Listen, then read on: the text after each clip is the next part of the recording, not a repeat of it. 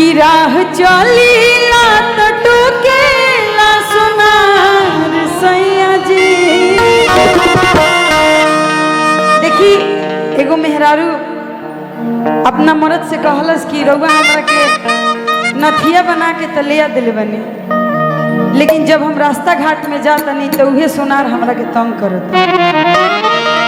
देखी कौना भाव में कहतिया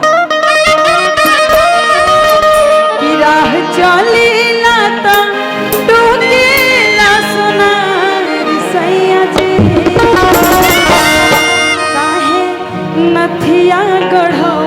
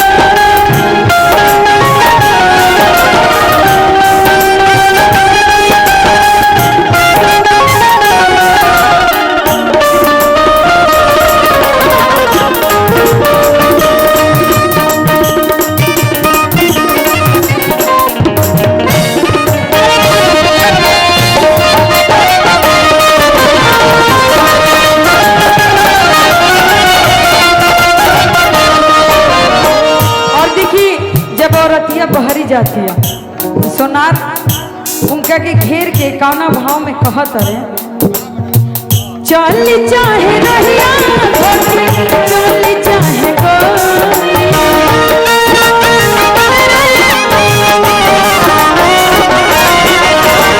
कहला कि हे आवो आवो हे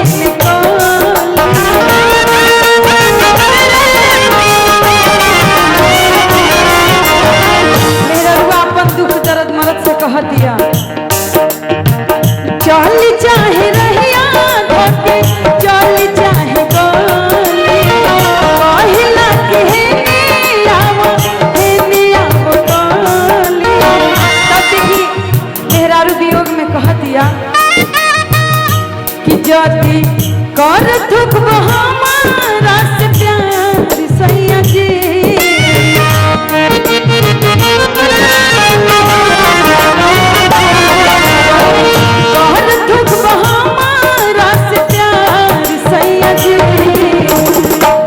जाके अभी चुका दो उधार सैया जी, जाके अभी चुका दो उधार सैया जी, जाके अभी चुका दो उधार